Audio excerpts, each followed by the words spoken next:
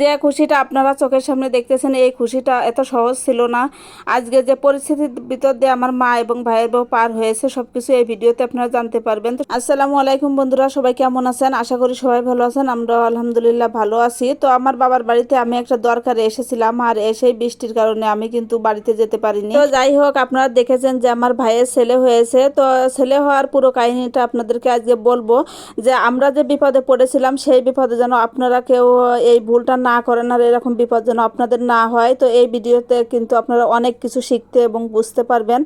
তো চলেন শুরু করা যাক। সকালে যখন আমার ভাইয়ের বউকে হসপিটালে নিয়ে যাওয়া হয়, মানে তখন আমার ভাই, আমার মা এবং আমার বড়মা সাথে গিয়েছিল, এবং গিয়ে সেখানে ডাক্তার যেহেতু বলেছিল যে নর্মাল ডেলিভারি হওয়ার সম্ভাবনা বেশি, কারণ আমার ভাইয়ের বড় ছেলেটাও কিন্তু নর্মাল ডেলিভারি হয়েছে। তো সেহেতু তারা নর্মালে সেভাবে চেষ্টা করতেছিল। আর হঠাৎ করে আমার আব্বা ফোন দিছে আমার ভাইকে যে তুই বাড়ি চলে আয়, ওরা এভাবে থাক, তুই বাড়ি আয়, যেহেতু শুক্রবার নামাজ পড়াতে হবে। আমার ভাই তো মসজিদের ইমাম, তো ওর জুমার নামাজ পড়াতে হবে। ও 12টার দিকে চলে আসে, আর আমার বড়মা আর আমার মা হসপিটালে থেকে যায়। আর আমরা দুই বোন বাড়ির সব রান্না টান্না করে গুছাই রাখেছি যে ভাত টাত দিয়ে পাঠাতে হবে, কিন্তু ভাত দেওয়ার এমন পরিস্থিতি নেই যে ভাত দিয়ে পাঠাবো। দেখতে পাচ্ছেন আপনারা প্রচুর পরিমাণে বৃষ্টি হচ্ছে, আর সকাল থেকে বৃষ্টি শুরু হয়েছে, একটানা বৃষ্টি হতেই আছে, একটুও থামতেছে না। তো এই মুহূর্তে আমার ভাই কিন্তু চলে আসে, আর আমার মা আর আমার বড়মা হসপিটালে। আর বৃষ্টি, এই পরিস্থিতিতে তাদের কাছে একটা ফোনও নেই। যে এমন ভুলটা কিভাবে করলাম আমরা, যে মানে এই যুগে এসে কি ফোন কারো কাছে না থাকার কথা বলেন।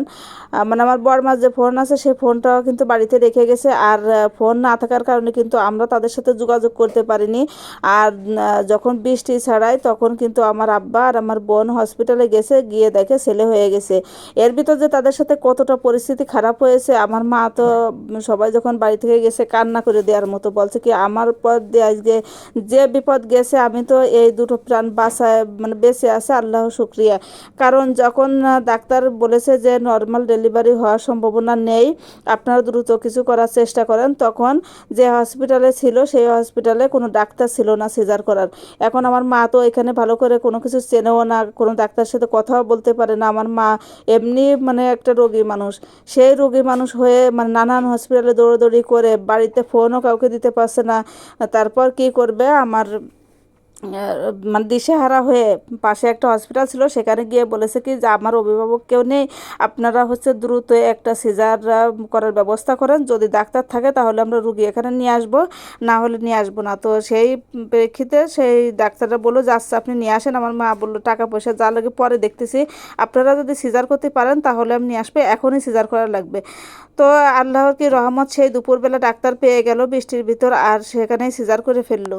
পরে আমার আব্বা আর আমার বোন যখন ভাত নিয়ে গেছে তখন খবর পাঠালো বাড়িতে যে ছেলে হয়েছে। ততক্ষণে যে আমার মার উপর দিয়ে কত পরিস্থিতি খারাপ গেছে শুধু আমার মাই জানে।